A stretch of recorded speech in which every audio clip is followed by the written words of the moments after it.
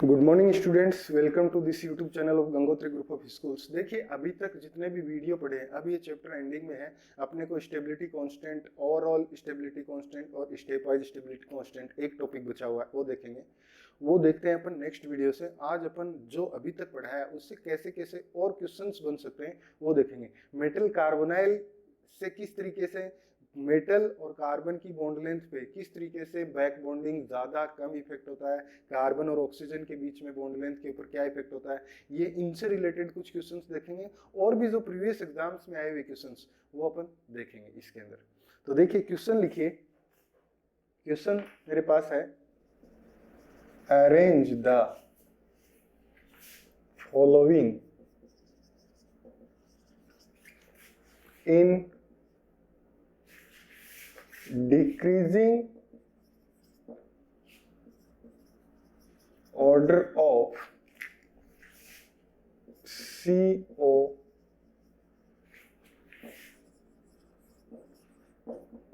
Bond length. A option के अंदर दे रखा है TiCO का होल 6 2 माइनस। बी ऑप्शन के अंदर दे रखा है CrCO का होल 6। सी ऑप्शन के अंदर दे रखा है MnCO का होल 6। और डी ऑप्शन के अंदर दे रखा है वेनेडियम का कार्बन मोनोऑक्साइड का। ये चार कॉम्प्लेक्स दिए हैं और आपको पूछा गया है decreasing order of CO bond length. मैं आपको हिंट दे देता हूं, मैंने ही आपको सिखा दिया है। जब मेटल कार्बोनाइल लिगेंड के साथ बॉन्डिंग करता है तो ये मेटल कभी कभी बैक बॉन्डिंग भी करता है। बैक बॉन्डिंग या सिनर्जिक इंटरेक्शन बोलते हैं। अगर इस मेटल के डी ऑर्बिटल के अंदर इलेक्ट्रॉन प्रेजेंट है, बैक बॉन्डिंग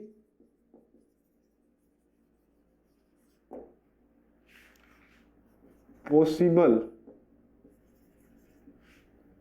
पहला point, if D orbitals electrons are present। और दूसरा ऑप्शन, मेटल की ऑक्सीडेशन स्टेट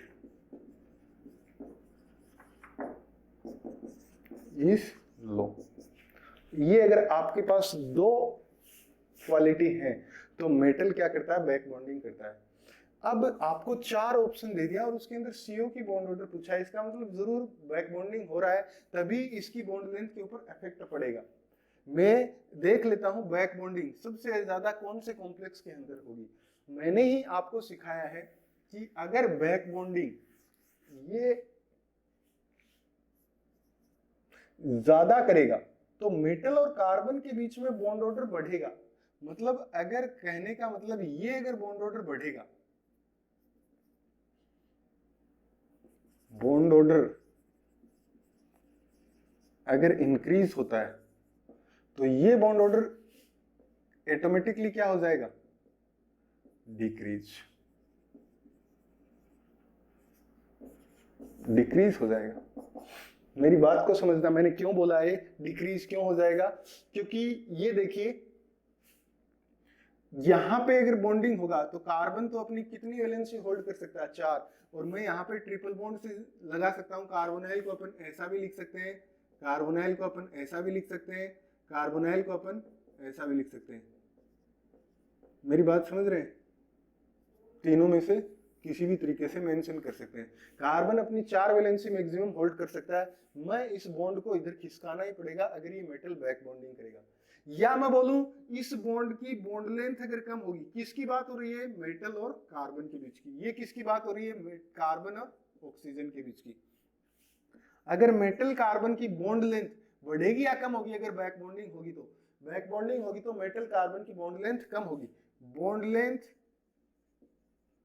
डिक्रीजेस। और बॉन्ड लेंथ डिक्रीज होगी तो इसका मेटल कार्बन और ऑक्सीजन के बीच में बॉन्ड लेंथ,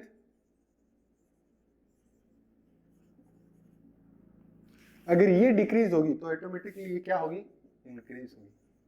अगर ये रिलेशन पता है और एक होता है फ्रीक्वेंसी। बॉन्ड की फ्रीक्वेंसी पे क्या फर्क पड़ेगा? देखिए, एक अपन स्ट्रक्चर ऑफ एटम के अंदर पढ़ते हैं E = h/nu। जब एनर्जी बढ़ती है तो फ्रीक्वेंसी बढ़ती है। अगर बॉन्ड की बॉन्ड एनर्जी बढ़ेगी, इस बॉन्ड की बॉन्ड एनर्जी बढ़ेगी, तो इसकी फ्रीक्वेंसी बढ़ेगी या कम होगी? बढ़ेगी। इसी तरीके से इसकी बॉन्ड एनर्जी अगर बढ़ेगी तो फ्रीक्वेंसी बढ़ेगी। कहने का मतलब फ्रीक्वेंसी, कई बार पूछ लेते हैं बॉन्ड की फ्रीक्वेंसी पे क्या फर्क पड़ेगा? अगर बैक बॉन्डिंग जितनी ज्यादा हो रही है, CO बॉन्ड की फ्रीक्वेंसी ज्यादा होगी या कम होगी? आप बोलेंगे कम होगी। क्यों? क्योंकि bond energy is directly proportional to frequency। ठीक है, ये भी एक पॉइंट लिख लेना, पूछता है कभी कभी। अब देखिए, ये क्वेश्चन दिया गया है। इस क्वेश्चन के अंदर अगर देखें तो इस टाइटेनियम के पास कितना वैलेंस सेल के अंदर इलेक्ट्रॉन कितना है? टाइटेनियम की ऑक्सीडेशन स्टेट -2, और जब -2 ऑक्सीडेशन स्टेट है तो टाइटेनियम की सिंपल इलेक्ट्रॉनिक कॉन्फ़िगरेशन होता है D2 3D2 4s2, और दो और जोड़ दिए मैंने 3D4, 4 इलेक्ट्रॉन तो ये हो गए और 2 s के अंदर, मतलब इसके अंदर हो गया 3D6। इसके अंदर टाइटेनियम का इलेक्ट्रॉनिक कॉन्फ़िगरेशन हो गया 3D6, क्योंकि रीअरेंजमेंट होके ये क्या बना देगा? होता तो ओरिजिनल क्या है 3D4 4s2, लेकिन मैं इसको क्या लिख सकता हूँ ये, क्योंकि रीअरेंजमेंट होता है, कार्बोनाइल स्ट्रॉन्ग फील्ड लिगेंड है। इसी तरीके से इसके अंदर क्या हो गया 3D5 4s1, इसको मैं क्या लिख सकता हूँ 3D6। इसके अंदर देखिए वेनेडियम का नेगेटिव ऑक्सीडेशन स्टेट है। वेनेडियम का सिंपल होता है 3D3 4s2, मैं अब क्या लिखूंगा 3D4 4s2, मतलब ये भी क्या हो गया 3D6 दिया है। और इसके अंदर अगर मैं देखूंगा मैग्नीज का इलेक्ट्रॉनिक कॉन्फ़िगरेशन होता है 3D5 4s2, एक इलेक्ट्रॉन मैंने निकाल दिया S से, बच गया कितना 5 और 1 6, इसके अंदर आ गया 3D6, ये आ गया।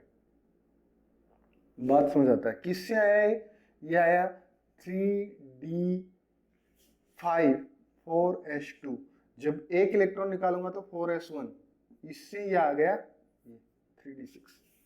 बात समझ आता है? पूछ रहा है decreasing order of bond length, electron तो सेम ही नजर आ रहे हैं, मैं फंस गया एक्चुअली। मेरी बात समझ आई कि किस तरीके से क्वेश्चन सोल्व किए जाए? मेटल के d ऑर्बिटल के अंदर नंबर ऑफ इलेक्ट्रॉन सेम है, तो फिर तो इसका मतलब बैक बॉन्डिंग भी सेम ही करेगा, और जब बैक बॉन्डिंग सेम करेगा तो इस बॉन्ड की बॉन्ड लेंथ में कैसे निकालो? तो एक चीज और बता देता हूं मैं, हमेशा ध्यान रखेंगे, अगर मेटल के ऊपर नेगेटिव चार्ज है वो बैक बॉन्डिंग सबसे ज्यादा करता है देन न्यूट्रल, और ये न्यूट्रल वाला ज्यादा करता है देन पॉजिटिव, ये भी ध्यान रखेंगे। क्लियर? तो अब देखिए, सबसे ज्यादा बैक बॉन्डिंग कौन करेगा? ये, और जब सबसे ज्यादा बैक बॉन्डिंग ये करेगा, मेटल और कार्बन के बीच में बॉन्ड स्ट्रेंथ ज्यादा, सबसे वीक बॉन्डिंग, सबसे कम बॉन्ड एनर्जी कार्बन और ऑक्सीजन के बीच में किसकी होगी? इसकी। सबसे ज्यादा बॉन्ड लेंथ किसकी होगी? इसके अंदर कार्बन और ऑक्सीजन के बीच में प्रेजेंट बॉन्ड की बॉन्ड लेंथ सबसे ज्यादा होगी। अपने को पूछा arrange the following in decreasing order of CO bond length, मैंने सबसे पहले लिख दिया TiCO6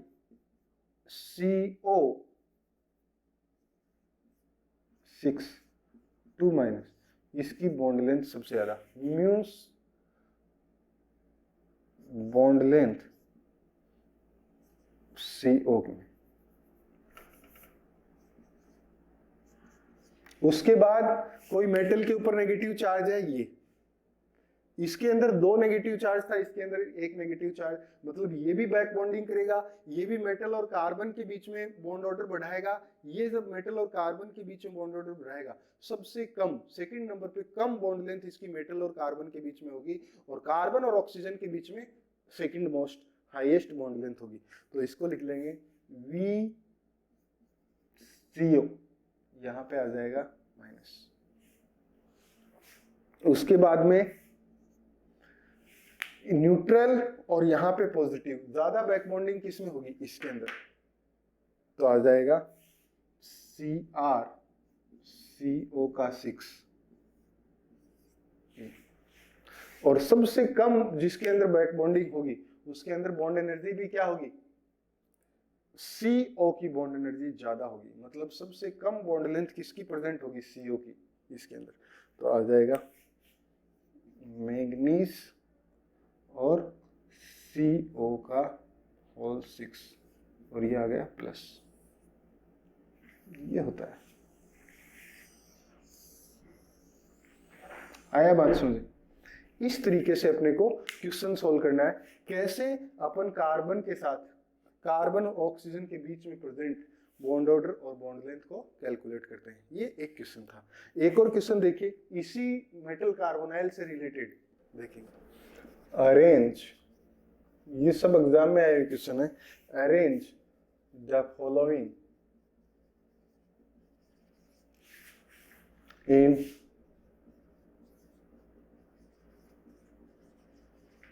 decreasing order of their frequency CO, और ऑप्शन दिया गया है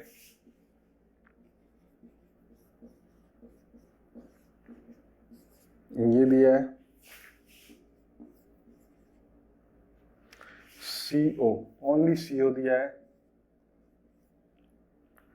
H3 बोरोन के साथ ये कार्बन मोनोऑक्साइड का लिगेंड दिया है, और डी ऑप्शन में दिया है मुझे VCO6, इसके ऊपर नेगेटिव चार्ज दिया है। पूछा गया है क्वेश्चन के अंदर, क्वेश्चन के अंदर बोल रहा है arrange the following in decreasing order of their new CO, frequency पूछा है। और मैंने आपको पहले ही हिंट दे दिया था कि फ्रीक्वेंसी पूछ सकता है।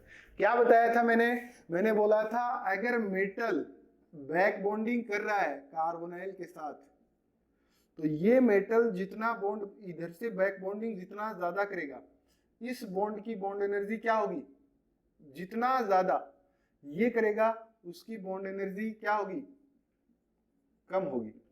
अगर ये मोर है तो ये बॉन्ड एनर्जी क्या होगी, less bond energy, more bond energy.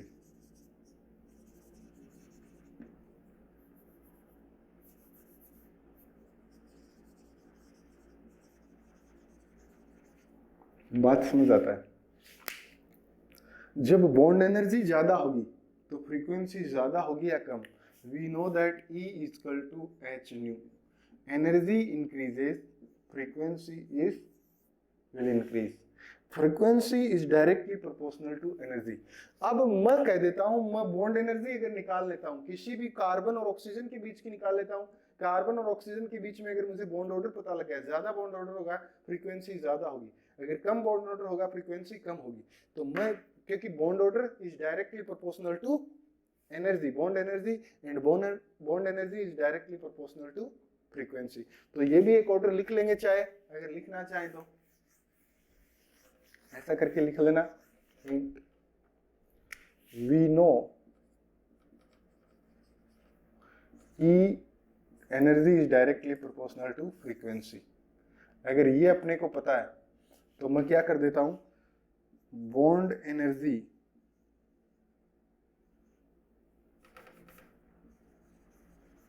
is directly proportional to bond order, और bond order is inversely proportional to bond length, और ये सब चीजें डायरेक्टली प्रोपोर्शनल है फ्रीक्वेंसी।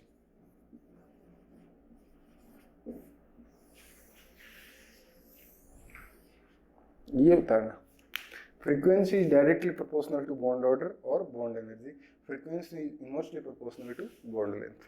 ये बात समझ आती है? अगर ये समझ आ गई तो अब क्वेश्चन सोल्व करेंगे।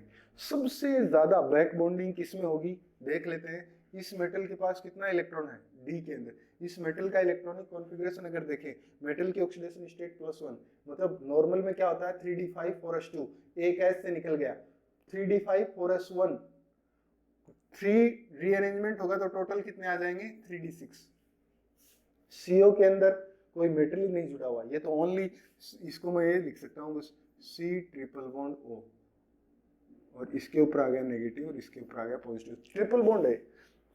इसके अंदर क्या है, बैक बॉन्डिंग कर सकता है? क्या बोलते हैं, ये बैक बॉन्डिंग करेगा या नहीं, ये बैक बॉन्डिंग करेगा या नहीं? देखिए इसके अंदर बैक बॉन्डिंग पॉसिबल नहीं है, क्योंकि बोरोन तो इलेक्ट्रॉन डेफिशिएंट होता है, बोरोन कैसे इलेक्ट्रॉन देगा? ये बैक बॉन्डिंग करेगा, इसका electronics no back bonding, even ये तो डेफिशिएंट हो रहा है, तो ये इधर ही अपनी तरफ ही इससे इलेक्ट्रॉन लेने की कोशिश करेगा। और इसके अंदर अगर बात करें वेनेडियम, इसके अंदर ऑक्सीडेशन स्टेट कितनी है, -1, माइनस वेनेडियम का नॉर्मल इलेक्ट्रॉनिक कॉन्फ़िगरेशन होता है 3d3 4s2, और ये नेगेटिव में अगर इसका चार्ज है, इसका मतलब इसकी ऑक्सीडेशन स्टेट नेगेटिव है, क्योंकि कार्बन मोनोऑक्साइड तो न्यूट्रल लिगेंड है, नेगेटिव की एक इलेक्ट्रॉन ज्यादा जोड़ दीजिए तो 3d4 4s2, टोटल इलेक्ट्रॉन कितने आ गए 3 के अंदर, 3d6, यही तो आएंगे। क्यों? क्योंकि इलेक्ट्रॉनिक कॉन्फ़िगरेशन क्या है इसका, 3d4 4s2, ये हो जाता है, इससे 3d6 मैंने लिख दिया। सबसे ज्यादा बैक बॉन्डिंग वो जिसके अंदर d ऑर्बिटल के अंदर इलेक्ट्रॉन ज्यादा है, जिसकी ऑक्सीडेशन स्टेट नेगेटिव में है, इन चारों मेटल के अंदर सबसे ज्यादा बैक बॉन्डिंग करेगा वेनेडियम। और जब वेनेडियम बैक बॉन्डिंग करेगा तो मेटल वेनेडियम और कार्बन के बीच में बॉन्ड ऑर्डर बढ़ेगा, और वेनेडियम और कार्बन के बीच में अगर बॉन्ड ऑर्डर बढ़ेगा तो CO के बीच में बॉन्ड ऑर्डर कम होगा, और CO के अंदर अगर बॉन्ड ऑर्डर कम होगा, इसका मतलब CO बॉन्ड की फ्रीक्वेंसी सबसे कम होगी। मेरे को इन 4 ऑप्शन को देखने से समझ आता है सबसे कम, इसका ये मैंने लिख दिया VCO का 6 नेगेटिव, ये हो गई मेरी सबसे कम फ्रीक्वेंसी। बात समझ आता है?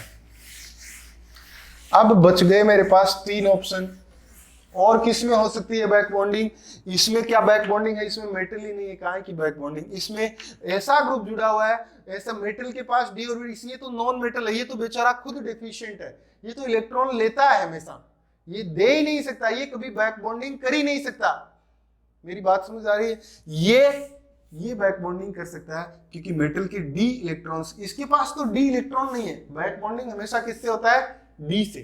d पाई p पाई की मैं बात कर रहा हूं, मेटल कार्बोनाइल के अंदर d पाई p पाई होता है, इसके अंदर d पाई p पाई पॉसिबल ही नहीं, इसके अंदर हो सकता है। तो इसकी बॉन्ड एनर्जी मेटल और कार्बन के बीच में थोड़ी ज्यादा होगी, और जब थोड़ी ज्यादा होगी तो इसकी कार्बन और ऑक्सीजन की बॉन्ड लेंथ बढ़ेगी। जब कार्बन और ऑक्सीजन की बॉन्ड लेंथ अगर बढ़ेगी तो सबसे कम क्या होगी इसकी फ्रीक्वेंसी, मतलब सेकंड मोस्ट नंबर पे मैं बोल सकता हूं मैंगनीज CO का 6+। बात समझ आता है? उसके बाद देखिए कार्बोनाइल के अंदर कोई बैक बॉन्डिंग नहीं है, 3 का 3 बॉन्ड ऑर्डर है, इसकी फ्रीक्वेंसी तो रहेगी कुछ CO। इसके बाद ये तो डेफिशिएंट है, ये तो इधर लेना चाहेगा, ये बॉन्ड जितना जल्दी बनेगा, ये बोल रहा है कि ऑक्सीजन के ऊपर प्रेजेंट लोन पेयर उतना ही जल्दी इधर आएगा, इवन ये तो स्ट्रॉन्गर बनता जा रहा है, बॉन्ड ऑर्डर बढ़ता जा रहा है।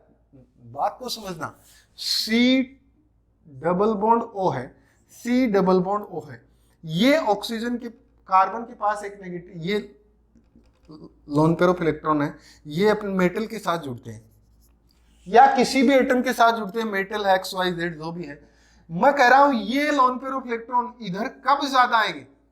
जब ये कार्बन से कोई ग्रुप, ये जो मेटल या कोई नॉन मेटल जुड़ेगा, वो बोलेगा मेरी तरफ इलेक्ट्रॉन दे दो, मेरे पास इलेक्ट्रॉन्स की कमी है, तब ये तुरंत इधर आएगा। क्यों? क्योंकि ये इधर इलेक्ट्रॉन जाते हैं, इस कार्बन पे भूख बढ़ेगी, डेफिशिएंसी बढ़ेगी, ये तुरंत इधर जाएगा। एक नॉर्मल है और एक ऐसे से जुड़ा हुआ है जो डेफिशिएंट है, जल्दी ये नेगेटिव चार्ज, ये लोन पेयर ऑफ इलेक्ट्रॉन जल्दी इधर किस में आएगा? जिसमें इसमें। क्यों? क्योंकि ये डेफिशिएंट से जुड़ेगा तो ये तुरंत देगा, ये तुरंत देते ही ये ऑक्सीजन इधर आएगा। मतलब इसमें और इसमें ज्यादा बॉन्ड ऑर्डर देखा जाए तो C और O के बीच में, इसके अंदर,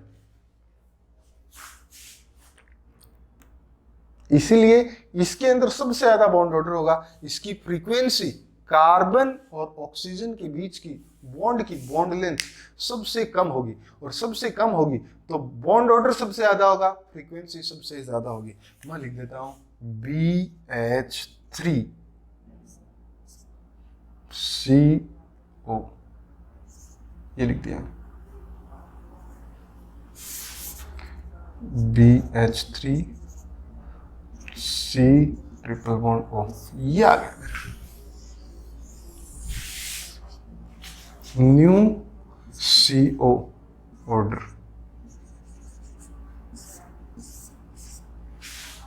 क्लियर? ऐसे इस तरीके से मेटल कार्बोनाइल केमिस्ट्री से रिलेटेड क्वेश्चन सोल्व करते हैं। आपको अप्रोच क्लियर होना चाहिए।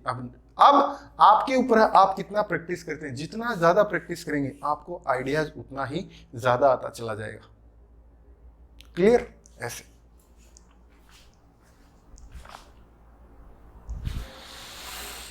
इतना करिए इस वीडियो के अंदर, बाकी देखते हैं नेक्स्ट क्लास में।